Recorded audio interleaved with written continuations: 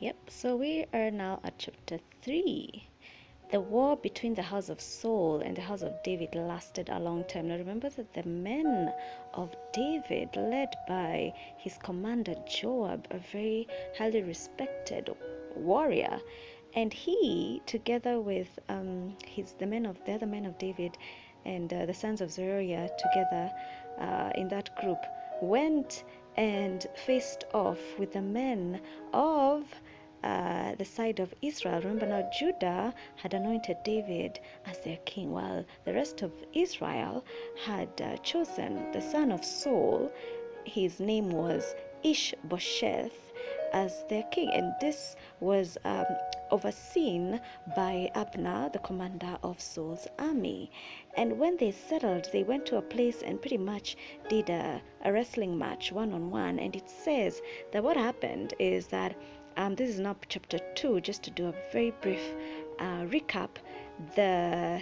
Each man, what they did is that they sat at a place, each side, each team or battalion on either side, and one group sat down on one side of the pool. It was a pool, and the one group on the other side. And Abner said to Joab, let's have some of the young men get up and fight hand to hand. And so what happened is that each man grabbed his opponent by the head and thrust his dagger into his opponent's side, and they fell down together. Then we see later on Asahel chasing Abner, and Abner wanted Asahel to preserve his life, but Asahel kept going, and we said, look, sometimes you just have to stop. You have to stop pursuing. And I guess, even Saul kept pursuing David. Sometimes you have to stop pursuing because Abner thrust his sword, and it went right through Asahel and came out through the back, and so Asahel died. This is Joab's brother. The sons of Zeruiah, who was a woman, by the way. Now we see that this place ended up having a reputation for bloodshed, and I would say unnecessary bloodshed.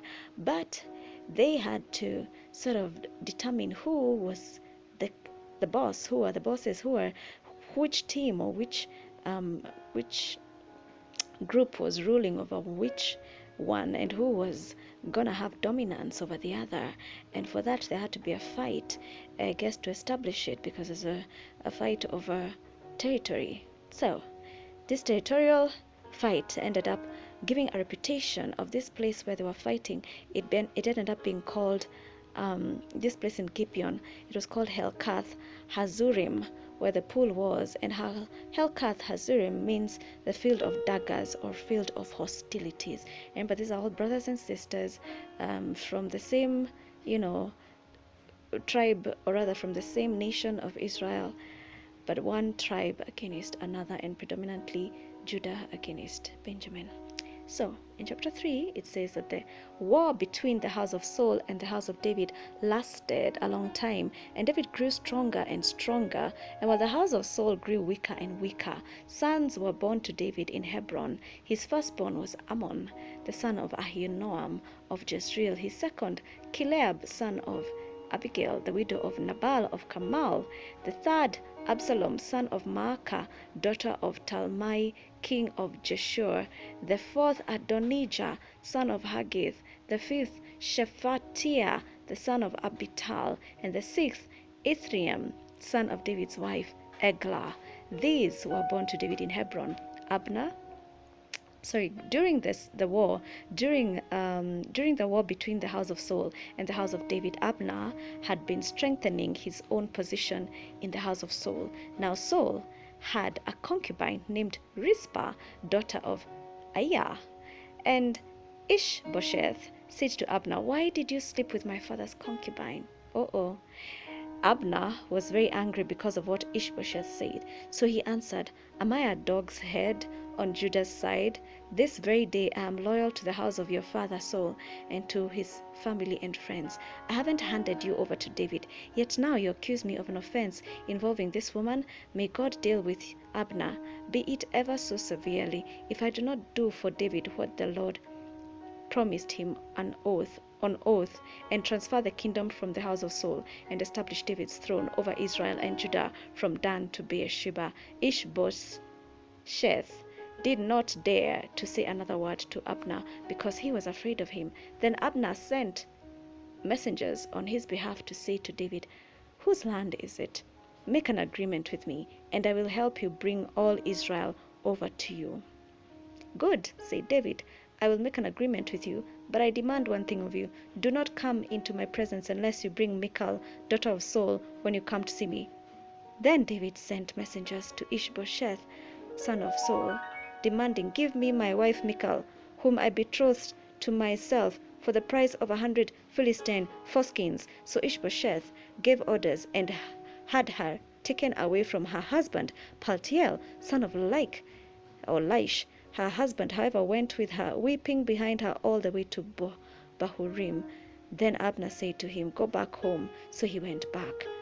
Abner conferred with the elders of Israel and said, "For some time you have wanted to make David your king." Yep. Alrighty. Turning of the page is proving to take longer. You have wanted to make David king. Now, do it. For the Lord promised David, "By my servant David I have rescued my people Israel from the hand of the Philistines, from the hand of all their enemies." Abner also spoke to the Benjamites in person. Then he went to Hebron to tell David everything that Israel and the whole tribe of Benjamin wanted to do. When Abner, who had 20 men with him, came to David at Hebron, David prepared a feast for him and his men. Then Abner said to David, "Let me go at once and assemble all Israel for my lord the king, so that they may make a covenant with you, and that you may rule over all that your heart desires." So David sent Abner away, and he went in peace. Just then David's men and Joab returned from a raid and brought with them a great deal of plunder. But Abner was no longer with David in Hebron, because David had sent him away, and he had gone in peace. When Joab and all the soldiers with him arrived, he was told that Abner, son of Ner, had come to the king, and that the king had sent him away, and that he had gone in peace. So Joab went to the king and said, "What have you done? Look, Abner came to you. Why did you let him go? Now he is gone. You know Abner, son of Ner. He came to deceive you and observe your movements and find out everything you're doing." Joab then left David and sent messengers after Abner, and they brought him back from the cistern of Sarah, but David did not know it. Now, when Abner returned to Hebron, Joab took him aside into an inner chamber, and as if to speak with him privately, and there to avenge the blood of his brother Asahel, Joab stabbed him in the stomach, and he died. Later, when David heard about this, he said, "I and my kingdom are forever innocent before the Lord concerning the blood of Abner, son of Ner. May his blood fall on the head of Joab and on his whole family. May Joab's family never be without someone who has a running sore or leprosy, or who leans on a crutch, or who falls by the sword, or who lacks food." Joab and his brother Abishai murdered Abner because he had killed their brother Asahel in the battle at Gibeon. Then David said to Joab and all the people with him, "Tear your clothes and put on sackcloth and walk in mourning in front of Abner." King David himself walked behind the bier. They buried Abner in Hebron, and the king wept aloud at Abner's tomb. All the people went also. The king sang this lament for Abner: "Should Abner have died as the lawless die? Your hands were not bound, your feet were not fettered. You fell as one falls before the wicked." And all the people wept over him again. Then they all came and urged David to eat something while it was still day, but David took an oath, saying, "May God deal with me, be it ever so severely, if I taste bread or anything else before the sun sets." All the people took note and were pleased. Indeed, everything the king did pleased them. So on that day, all the people there and all Israel knew that the king had no part in the murder of Abner, son of Ner. Then the king said to his men, "Do you not realize that a commander and a great man has fallen in Israel this day? And today, though I am the anointed king, I am weak, and these sons of Zeruiah are too strong for me. May the Lord repay the evildoer according to his evil deeds." Whoa, what a chapter. So we get to see about the battle. This battle of Gibeah in the previous chapter led to the death of Asahel, as I said earlier.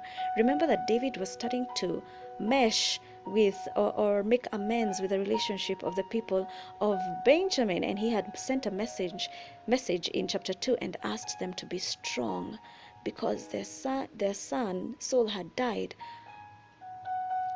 and he was willing to extend grace to them. "May the Lord show you kindness," he told them, "and faithfulness, and I too will show you the same favor because you have done this." And that is because the men who had buried the King David came from a place called Jabesh Gilead. So he sent a message of condolence, and he also said that he would favor them. Now then, he told them, "Be strong and brave, for Saul your master is dead, and the people of Judah have anointed me king over them." So it seems that his heart was very clean towards them. In fact, he was encouraging them and he was telling them, "I have no intention of making war with you or fighting you. Now that Saul is dead, I'm not going to come after you. In fact, I will show you favor because you showed kindness to your master by burying him and giving him a decent burial." But Joab had to be the man who goes and tries to establish David's kingdom for him, as if he needed help, and he goes and starts up a fight. So they say, "Let us go and face off," and they did face off, and Abner suggested a way of going about it, and it ended up causing the death of one of the brothers of Joab. Now he is upset, as we can see in chapter 3. He didn't mourn. We didn't talk about him grieving in chapter 2. But when he hears that Abner had approached David and offered him the rest of the kingdom of Israel, which was the tribes that he had mastered, and Benjamin being one of them, because he had grown his strength, it says that he was consolidating his power. He had been strengthening his own position in the house of Saul, and his way of strengthening was that he took a concubine,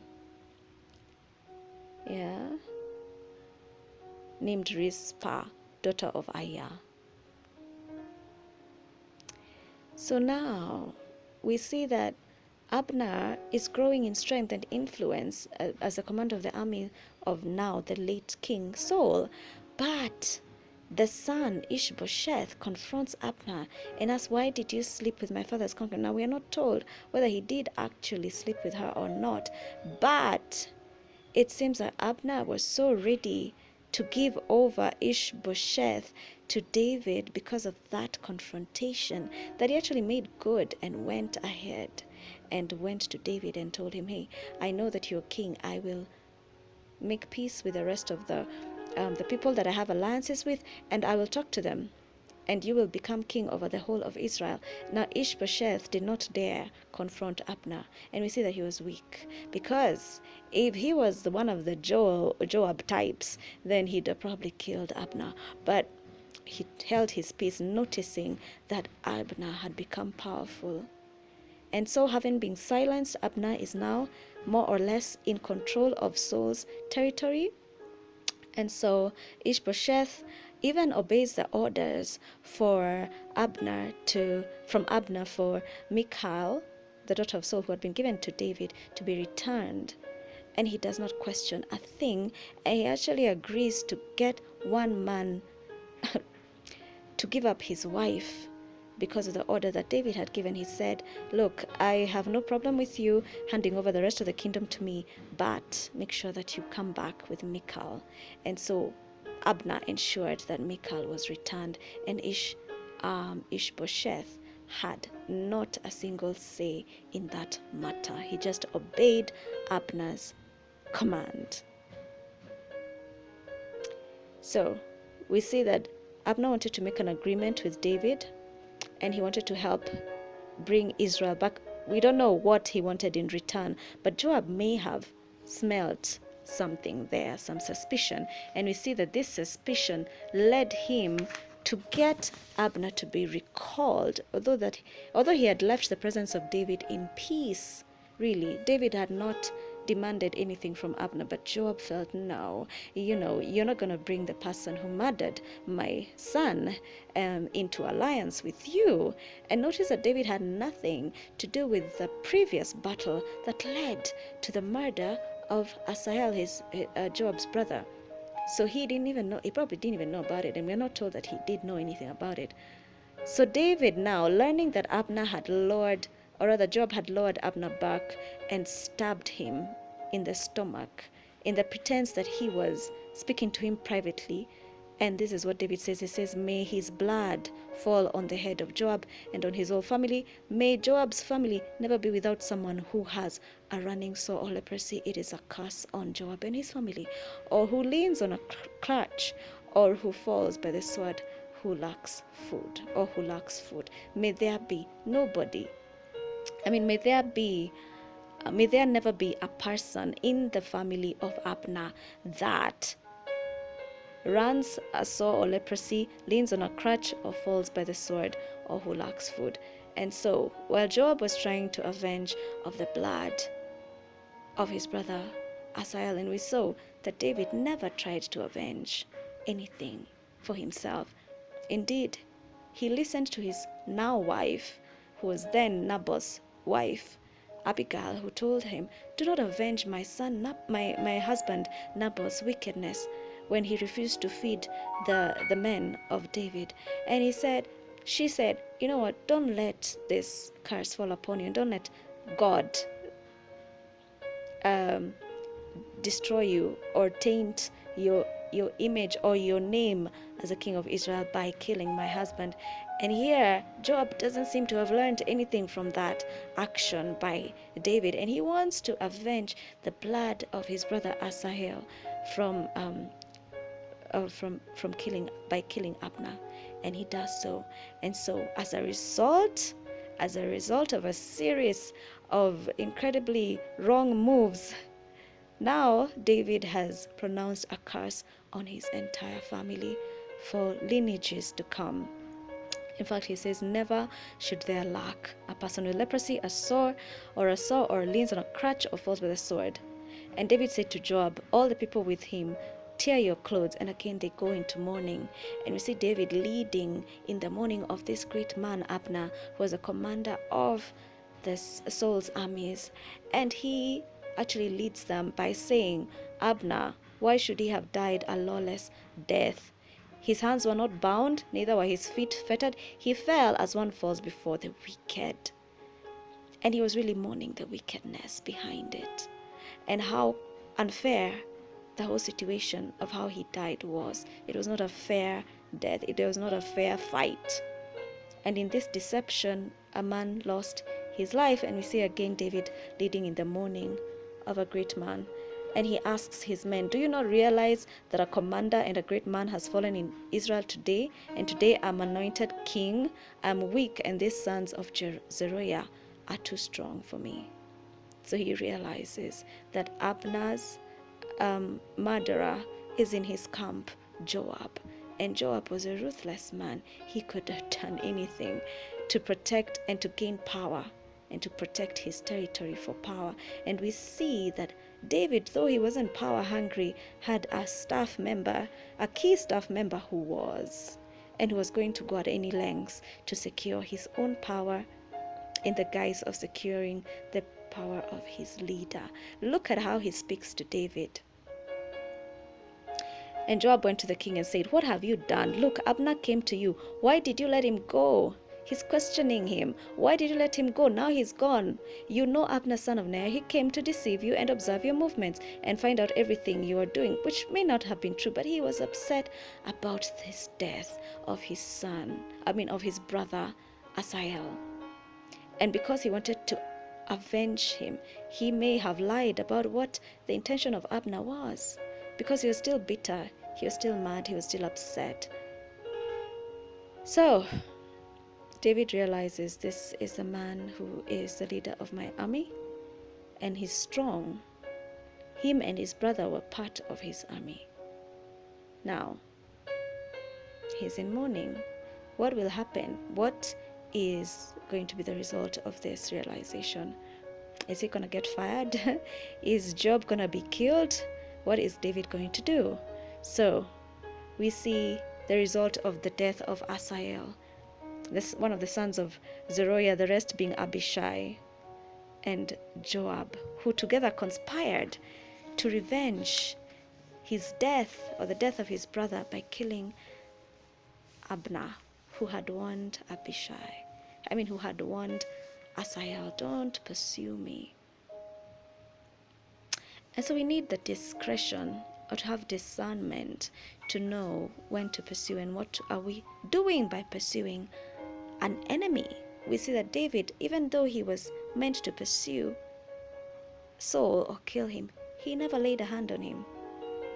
Now Asahel pursues Abner, who is from an opposing team, or rather who is supporting a different leader from the leader that Asahel is from a different camp, really. But because of that pursuit, relentless pursuit, he had himself murdered. And then Abner himself got killed by the brother of the victim, the person he murdered. And then now David pronounces a curse on the murderer, or the avenger of the murder of Asahel. It's pretty intricate. And David knows that that was the wrong move, but he wasn't aware. So what does he do? He just he makes sure that there is a decent burial, and he leads the mourning. And the people of Israel were pleased because of how David conducted himself, being a virtuous man. They could see that he had no part to play in the murder of Abner. And maybe that's what sold their hearts to him even more. Even in the tragedy of this situation, they saw that he was a man of clean heart.